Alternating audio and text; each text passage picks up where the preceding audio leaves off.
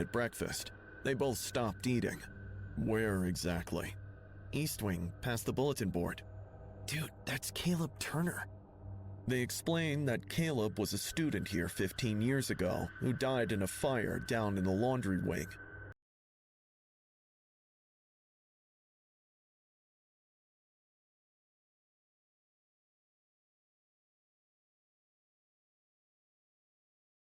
What's good, yeah, your boy, like your boys, back a little better banker, and welcome back to Spooky Scary Friday. We're back with Spooky Scary Friday. You know what we're doing through.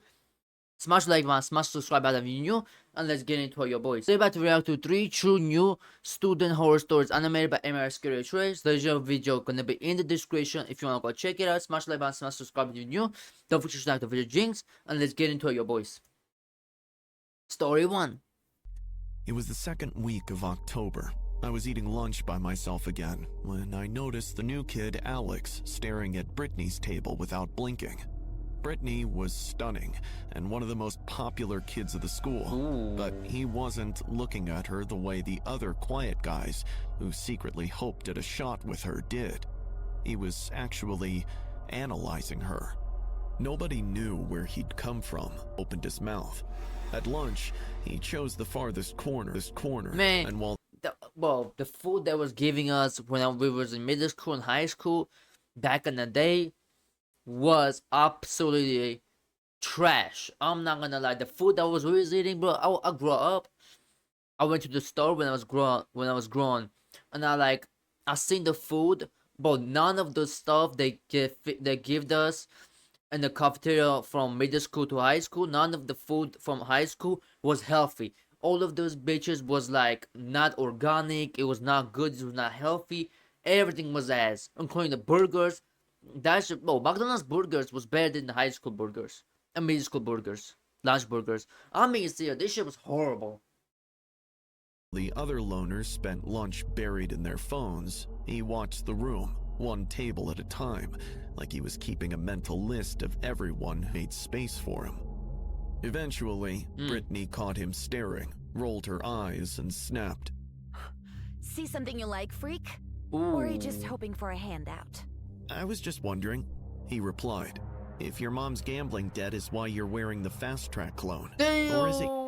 Why you got roast? Damn! But he was analyzing to get up in his bag and start roasting her. That's crazy work. Your dad's bill. Whoa! Brittany went dead silent, her face turning ghost white as she stared down at her wrist. Her boyfriend, Marcus, tried to laugh it off. He cracked a joke about the crazy hobo who got a chance to study, and their whole table erupted, throwing fries and empty soda bottles at him. Alex didn't even flinch. In fact, he kept eating his lunch as if nothing had happened. But I could tell the guy was a real danger, and somehow he knew things that none of us were supposed to know. Yeah, he got bars. It was my junior year at Crestview High, and by then, I'd learned how to navigate the social minefield. Since my stammering incident at an annual play in freshman year, I'd become a pro at keeping my head down, avoiding the bullies, and sticking to the library. It was the safest way to survive the day without painting a target on my back. I finally made it onto the Crestview Current staff that fall, helping out with the What's Hot column. It meant I had to pay close attention to everything happening on campus. Okay. When Alex joined, I didn't pay him much mind at first, but by the following week, when the kids who gave him grief started crumbling, I couldn't look away. Brittany was the first. She spent all of AP Chem the next day shaking like a dried leaf. Marcus missed the day after with a migraine so bad he couldn't even open his eyes. What? Danny Flores, the one who'd shouted, who even invented the stinky sack in the cafeteria, cracked by Wednesday and ended up in the nurse's office complaining about chest pressure. He taking out everybody, bitch. Damn, that was a smooth criminal. What the fuck they got going on? Like, you know that why Michael's like smooth criminal? This bitch is real smooth with it, boy. God damn. And a heavy, constant feeling like she was being watched. By week 3, I was deep into my notebook, trying to piece it all together. The pattern was impossible to miss. Everyone who'd given Alex a hard time his first week was falling apart. I started watching him a lot closer. He had this weird, unnerving stillness about him, like he was conserving energy for something big. He seemed to know things about people he'd never spoken to, and he'd blurt out those details when they'd least expect it. But he hardly ever replied when you tried talking to him. About a month in, things got genuinely weird. Phones would glitch whenever he was around, and stuff would go missing only to turn up in the strangest places possible. Oh, that boy is spooky, boy. Holy, okay. Nah, yo. My friend Jasmine told me she'd had the same nightmare 3 nights in a row. When she woke up, she felt as if someone was standing in her room. The Is this bitch Freddy Krueger? Let me know. whole atmosphere at school got heavy. At last, I confronted him near the library and laid out whatever I'd observed. Who are you? Where have you come from? How are you doing this? He looked at me for a long moment and said, "Stop digging before you find something you can't handle." Whoa. Hey. Hey, boy, I'm not gonna talk shit. I'm not gonna talk shit. You're not gonna catch me talking shit. Hey. So, after hearing what you doing, my boy, hey. Nah, I'm good. I felt a sudden chill crawling up my spine, but I absolutely couldn't stop it. I had to know. The next day, I stayed late until the counselor left. His office had a basic push-button lock. I got it open in under a minute and went straight to the filing cabinet. But no matter how hard I looked, I couldn't find a file with his name. My heart started pounding in my chest. I felt frustrated and angry. I pulled the general enrollment records for October instead. I found the new student entry for that Tuesday. The only name in the file was mine. Memories slammed into me like a door blowing open. I was the one who transferred in October. I was the one who'd shown up not knowing anyone, carrying all my baggage. Wait, what? That one game I played was like the House of Little Hope, or a couple other games I played of the Dark Pictures of Matter, or some type of shit, or Matter. This is the same shit that happened. So it was all along him. It was her all along. My apologies. That's crazy. That's different. She's in a different package right now. Different packet. That's wild. From moving 3 times in 2 years. I was the one who'd walked into the cafeteria, had a tray knocked out of her hands, and smiled while everyone else laughed because I didn't know what else to do. What? I'd been there for every second of it. I'd just been watching it from the wrong angle. Alex was what I'd built when the part of me that kept absorbing, smiling, and saying it's fine finally snapped. He was the version of me that didn't absorb, who watched people the way they'd watched me, and he was the one who remembered everything. I stood in that office, holding my own file for a long time. The 6 students were real, and so was the paranoia. Something had come from somewhere, and I was the only person who knew where. What? I put the folder back and walked home in the dark.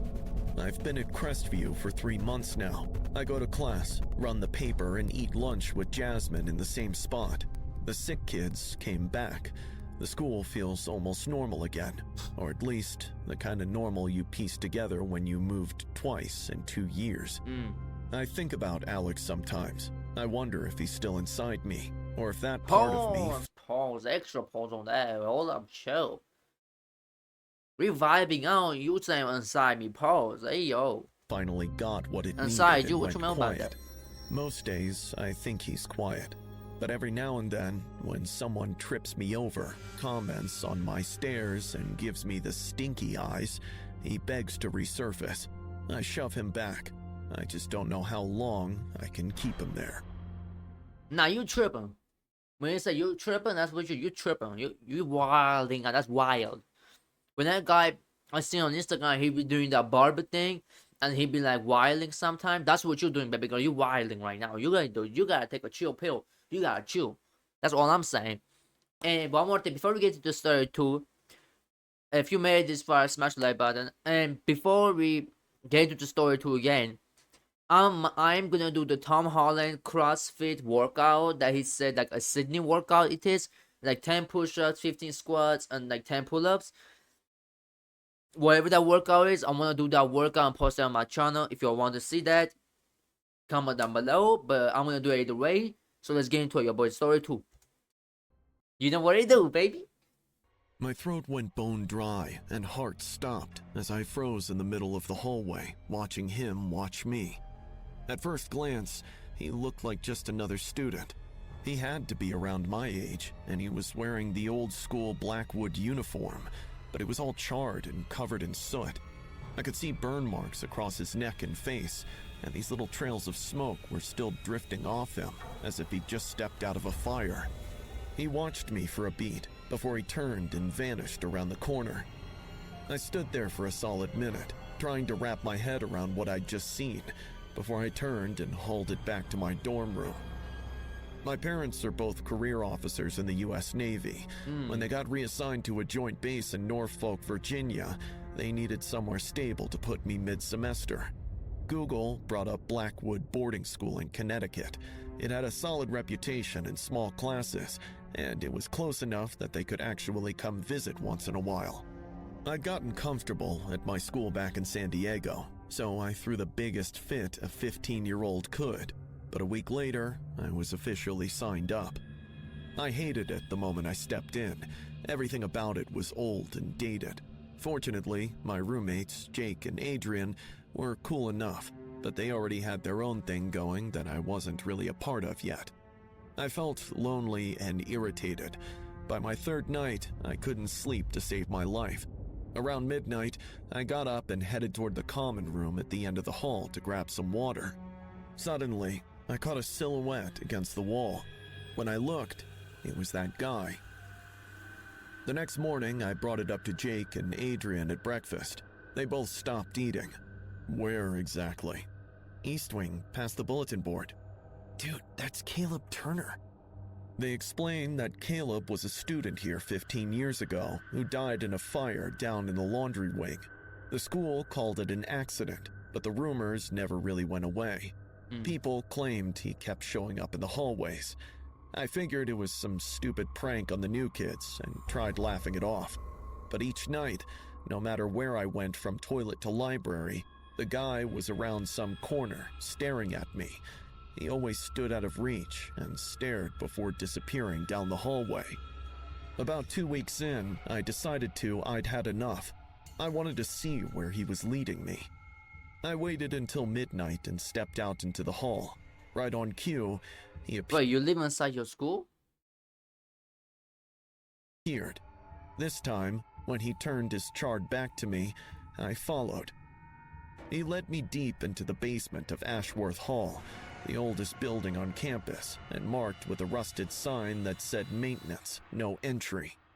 When I asked Jake and Adrian about it, they were as clueless as I was, so I started digging through the school archives.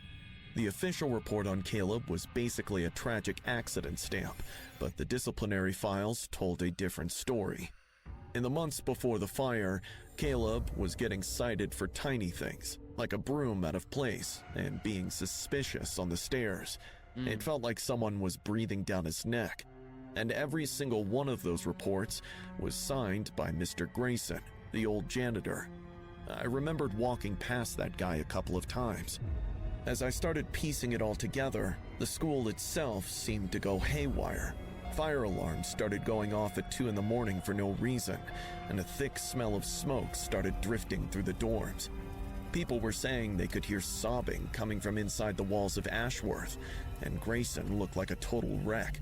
It felt like Caleb was gearing up for something big. That night, I was heading back from the library when I spotted him in the hallway. My brain was already fried from all the theories spinning in my head, so instead of bolting, I snapped at him. What do you want? I know about the fire and how Grayson was riding you. Just tell me what you need. Without uttering a word, he turned and started drifting toward the east stairwell, pausing to look back at me when I didn't. I'm sorry, but I yawn a lot, so I'm trying to compose my body to not yawn because I yawn a lot for some reason. I don't know why. I just do it a lot, and I'm trying to compose my body to not yawn. So every time I'm trying to yawn, I'm trying to move it and not to yawn. Move right away. My heart was racing, but I followed. He led me to a janitor's closet I'd walked past a million times. I'd never really looked at it, but this time the door was cracked open. Tucked behind some cleaning supplies was a key hanging on a hook, labeled Laundry Wing B. I didn't waste any time. The next afternoon, I caught Grayson in the hall and lied, telling him there was a massive leak in the old laundry wing that the principal needed him to look at immediately. He fell for it, grabbed his toolkit, and followed me down without a second thought. The second we stepped inside, the air went ice cold. The lights started flickering. Suddenly, flames engulfed the whole hallway, and Caleb stood in the midst of it. His skin was melting like hot lava, but he kept staring. Grayson backed up against the wall and broke down. He started rambling, confessing everything before I even had the chance to say a word. He'd locked Caleb in the laundry room as a punishment for talking back, and when the electrical fire broke out, he panicked and left him there, lying to everyone that he hadn't known anyone was inside. Wow. Caleb stood there the whole time, watching him spill his guts. As soon as Grayson stopped talking, the flickering lights went steady, and the room went back to normal. The cold vanished, and Caleb disappeared. I went straight to the principal and told him he needed to talk to Grayson about what actually went down in the laundry wing 15 years ago. I left out the ghost part, obviously, but that was enough. Grayson was in cuffs by the end of the week. I finished out the semester. My parents visited in March, and I couldn't bring myself to tell them what happened. How do you even explain that? I transferred back to a regular school the next year. I never saw Caleb again, but sometimes, when I'm in an old building and the heat kicks on, I catch the same faint smell of smoke, and I think about a kid who spent 15 years stuck in a hallway, waiting for someone to finally listen. Damn, that's tough. Story 2 was kind of interesting. That shit was kind of heat. You know, better than the story 1. That's my thoughts are. Comment down below which I think is better. About to get to the story 3. Let's do it. Story 3. Let me go! You know what it be. Whimpered as Dylan and his crew slammed him against the lockers. Oh, look at him! Dylan sneered, leaning in. What's the matter, freak? You got a screw loose? Or are you just waiting for me to knock that weird look off your face? Yo, I've never been bullied. Like, when I look back at, like, my high school, middle school, I was always the kid that was, like, I was cool with everybody. I was the cool kid in the school. I was, like, cool with everybody, you feel me? Every member of the school, every parent of the school, you know? I was middle school and high school, I was cool with everybody, you know? I was cool with the cool kids. I was cool with the nerds. I was cool with everybody, you feel me? Like, I was never been, like, pressed, or I never been, like, bullied. Because I always stand my ground, because when I was coming up in middle school, I got jumped a lot, like by 10 dudes, by 20 dudes. I didn't care, bro. I wasn't earning my respect. I don't care how many people are. They cannot take me on one-on-one. So they was keep jumping me by 10, by 20 dudes, actually, literally. Not 5, not 3, 10 dudes jumping me at the same time. And I was standing my ground. I was not running. I was not doing. I was standing on business, like, for real. Like, I've never been bullied. For real, I've never been bullied in high school or middle school. I just stole my ground. If it's one-on-one, you know, I get active. 2 versus 1, I get active. It doesn't matter how many people in front of me, I think that's what, like, earn my respect. You know, they respect me more, because I was never a punk. I never, like, you know, punk out or anything like that. I stood my ground. When I went to high school after that, you feel me? Like, I got a good resume of, like, winning fights on one-on-one, 2 versus 2. Like, I get down busy, you feel me? I never got bullied, not high school, not middle school. You feel me? I feel like this. This is what I feel like, dog. You feel me? It's like, if I was in this kid's situation, right, and they're stronger than me either way, I'm still gonna swing and get up 1 punch. If I lose, I lose. I don't care. I'm still gonna get 1 punch up. You feel me? A couple punches, like, you feel me? Like, come on, bro. Like, you gotta earn your respect. You gotta earn your badges, dog. Like, you feel me? But I was always, that's what, like, when people say always, I was the cool kid in the school, I was the one that was busting jokes, that was me. I was like joking around. I was telling a lot of jokes. I was cool in high school and middle school, especially in high school. And like, you feel me? Shit. I was not scared of talking to girls or anything. I was just like, I was just chilling. I was vibing. You feel me? So I feel like you gotta somebody stand your ground in middle school. Then in the when you go to high school, they're gonna know what's up. You feel me? So you're gonna like, you gotta earn your stripes. You feel me? Like, but college people, I feel like when they say, "Oh, I was a cool kid in the school," boom, boom, boom. I feel like that's cap. I feel like they're capping. They're for sure being bullied. They're for sure being like, you feel me, targeted. They're for sure being uncomfortable with the nerds. They was only hanging out with the nerds. So I feel like every single person that says, "Oh, I was a cool kid in school, in high school, middle school," I feel like that's cap. That's big cap. That's what I feel like. You feel me? That's what I feel like, dog. So it's like, yeah, but I feel like in his situation, you should fall back. You feel me? You should like pop, hit him once at least. You feel me? Like, don't get punked. Cause if somebody punks you, I'm not gonna cut this part. I always cut this shit out. I'm not gonna cut this out. If somebody bullies you, or you let them bully you, then other people gonna say, "Oh, he's sweet. Oh, that boy's sweet, bro. That boy's sweet. Sure, candy. You know, that boy's too sweet. Everybody can get at your ass. Females can get at your ass. Other classmates can get on your ass. Like, bro, like everybody in the school can get on your ass. One time, you let somebody bully you, that everybody gonna get on you. That's what I be like, bro. For real, you gotta stand your ground. Then you can talk and get other people off the trouble. Tell them, give me your game, bro. You got on your stripes. For real. He getting Friends were bullied. snickering right along with him. Hey, back off! I yelled it loud enough that the hallway went silent. Dylan sized me up for a second, smirked, and muttered something to his crew before all of them drifted off. And it's like 3 people. It's not like 10 people. It's not like my situation. Bro, I'm gonna tell you this. I'm being so serious now. I gotta do boxing videos on my channel. Bro, for real. Bro, every single fight when it was one-on-one, every single fight one-on-one, I never lost. I'm being chill. I mean, the guy was like 170 pounds. I was like 120 pounds. I didn't weigh that. We was banging. Bow, bow, bow, bow, bow. I didn't weigh that. My guts was my bones was like shivering timbers in this bitch. I didn't go down. I was just bam, bam. I was banging. No blocking. I was just banging a bit, bro. For real. Bro, I made this cool, dog. I was beating people. You know, one of them things like the rulers that are like banned. I was beating like motherfuckers with them rulers, boy. I was like, you trying to run my face, bitch? Come here, bang, bang. But empty water bottle on my hand. I was beating people with empty water bottles and fucking those shits, bro. Like, I made that serious. Spanking their boys across the school, like, you know how like Tom and Jerry go? Like Jerry goes up, like Tom goes like after Jerry and like swings that bitch. I was like that, bro. I was like, you feel me? Like, for real, boy. Made them boys cry if their mamas, bro. I made so dead ass. And it was not me starting, and that's what I'm saying. Like, it was not me started. They was talking shit. They was talking that hot smack. You feel me? Fuck your bow, bow, bow, bow. And I said, "Bae, you say, what's good, bitch?" When bitch, I was whooping people with bro. I was whooping people with water bottles. I was whooping motherfuckers with like, with those shits, like rulers, about banging this bitch, boy.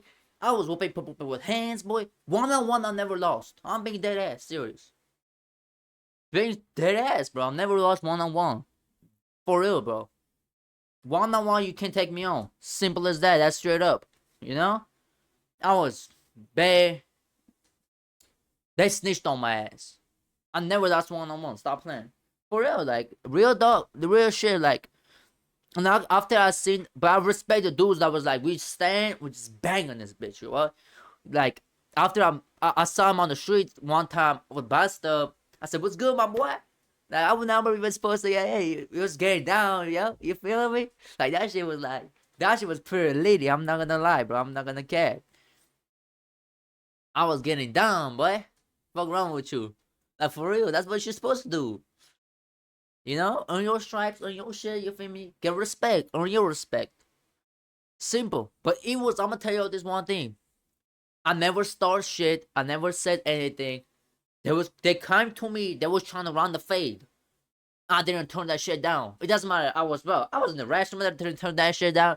Outside of the class, waiting the class door to open, hanging like this on the wall until waiting the class door to open. Trying to run that fade, rerunning that fade, bro. Rerunning that fade. For real. I was running fades in the class. Fuck all that. Fuck the restroom, so we're running it in the class. Outside the class, waiting to the class door to open. Whole school outside. Whole classes outside, boy. Run that shit. For real, like, restroom, in the class, outside the class, boy. Fuck wrong with you. In the lunchtime, I don't give a fuck.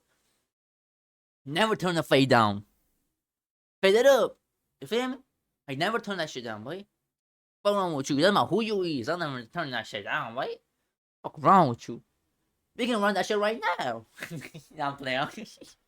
I'm turned up. I'm sorry. That's what I'm saying. You feel me? But it was never me starting. I never started shit. I never say shit. I never like bullied anybody. I'm not a bully. I never bullied anybody. I just don't find myself. They're trying to bully me. They're trying to belittle me. They're trying to make me bitch. I never been a bitch. I never let anybody bitch me. I earned respect. Everybody respected me, bro. I stood my ground. You feel me? Never not like a hoe. But come on. Stop playing. For real. I For real. expected the new kid to be grateful, but he just stared me down.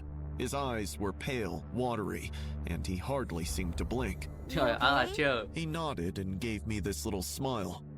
I whoop motherfuckers. They go to snitch today. Fucking Dean. They go to snitch to the Dean. They give me the attention. Motherfucker snitches, bro. Yeah, I'm getting busy. I forced one back and kept walking. I was getting But the busy, whole dog. time, I could feel his gaze on the back of my neck, and a voice in my head told me saving this guy might cost me a fortune, and maybe more. I was a 6th grader at Millbrook Elementary in Denton, Ohio, and I had this reputation for sticking my nose where it didn't belong. I'd once talked a teacher out of giving a kid detention because I thought it was unfair. My mom called it empathy. My older brother called it a problem, inviting trouble. The new kid's name was Eli. He transferred in on a Monday. I'd noticed him before the locker incident because he had stammered during the introduction and moved through the halls with his face buried in his... I'm gonna tell you one last thing. I'm gonna be done with this, bro. Bro, the only way they could have beat me in the fight is if they kick me in the balls. I got kicked in the balls on the low for a long time, bro. More than 10 times, bro. I was running a fade right now, boy. Like 1 year ago, I was running a fade. I was like, run that shit, bitch. You trying to just run that shit right now, boy. Motherfucker gonna headbutt me, then gonna kick me in the balls. It's like, you're a bitch ass boy. Like, you're a bitch. Like, I'm not gonna lie. I'm not hold you. You gotta kick me in the balls. You're a grown ass man. Like, you're older than me, dog. Like, you're a grown ass man for the like, you know, 30s. You gotta kick me in the balls. You're gonna headbutt me to win a fight? Yeah, they didn't win that shit, but still, like, you gotta kick me in the balls and headbutt me? Are you that pussy? Like, I'm not gonna lie, bro. I'll take your ass down, but stop playing pause. But yeah, like, I'm not gonna lie, bro. When I fight next person I'll fight, bitch, I'm biting your ear off like Mike Tyson. Biting that motherfucker off like Mike Tyson. I'm not gonna hold you. I'm not gonna lie. I ain't hate biting, but some of my shit hurts too. Pussy. I ain't dumb. I'm not stupid. I'm gonna kick. Next fight I get in, bro. Next time I fight somebody, I'm gonna kick them in the balls.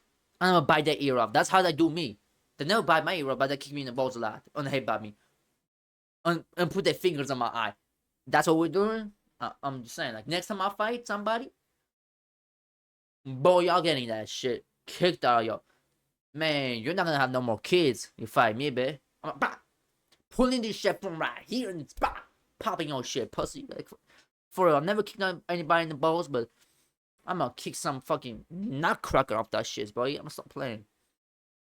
Hoodie, but I could tell his eyes were tracking every single face he passed. He sat in the back corner of the class and always ate his lunch alone. It was obvious Dylan and his crew were going to make him their favorite target for the year. I stumbled onto them in the hallway and figured I'd try to nip it in the bud. At recess that afternoon, I walked over and asked if he wanted to hang out with my group. Sure. He turned and smiled at me, and I wish I could explain why that Hey, smile. that's why I got with the hoes. I'm not gonna lie. Hey, that's why I got that with the bitches. Like, I'm just it's not. That's why I got the hoes. Hey, come on. Made me uncomfortable. I quashed that feeling and told myself that I would be nice. But 10 minutes in, Eli shoved Marcus so hard his Whoa. palms scraped up on the asphalt. Eli claimed it was an accident, staring right at me like he was daring me to call him out. But Marcus said he was pushed. He stormed off and moved to the other side of the group. Suddenly, the final bell rang, and all of us returned to our classroom. While passing my desk, Eli leaned in and whispered, "Meet me behind the gym after school. I want to show you something." That little boy got a little bit of like a female talk, and he's feeling like he's a man now. That's how it be though. I'm not gonna lie. Until y'all gotta smack his ass to reality, like just smack his ass to reality, like wake up, bitch. Fuck around with you. I For nodded real. and got buried in the Wake that ass lectures. up, hoe ass butt. Once the bell rang, I followed him. Throughout the walk, I stayed a step behind him and kept telling myself he was just some awkward kid having a hard time fitting in, and that shove was a mistake. We walked behind the gym to the narrow strip of concrete between the building and the fence. He stopped beneath a maple tree, dug into his hoodie pocket, and pulled out a necklace. "For you."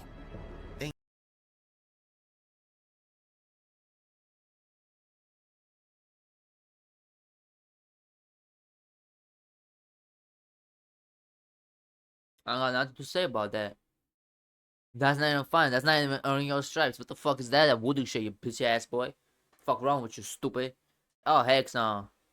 Kick him in the balls. Shit, he deserves that shit. Kick him in the balls. For real, for real. Hey, any of y'all see somebody trying to give you some shit like this? Kick him in the balls. I'm being so serious, bro. I got your back. Kick him in the balls if somebody trying to get you something like this. But you know, don't put that shit on either. Dead ass serious. Don't put that shit on and kick him in the balls. For real. Thank you. It was Nah. a string of small white jagged things on rough twine. That's I our leaned teeth. in to get a better look and gasped. It was made of small teeth and still had roots clinging to it, as if he had recently plugged it out of a puppy's mouth. I recoiled, dropping it instantly. "Oh, so you're a jumpy kind." He laughed. "You gotta relax or you'd be jumping for the rest of our lives." My palms were shaking and heart was going a mile a minute. Before I could react, he unzipped his lunchbox and held out what looked like a piece of streak. "I saved it for you." He shoved in my hands. Up close, I could see it wasn't streak, but something that definitely wasn't lunch, all packed in with matted animal fur. The smell hit me so hard I nearly doubled over. I turned and bolted back to the front of the school, trying to walk fast without actually running. I figured I'd tell a teacher in the morning, but I never got the chance. When I pulled into school the next day, there were 2 cruisers in the lot. They'd found Dylan's body behind the gym. I knew it was Eli. I went straight to the principal's office and laid it all out.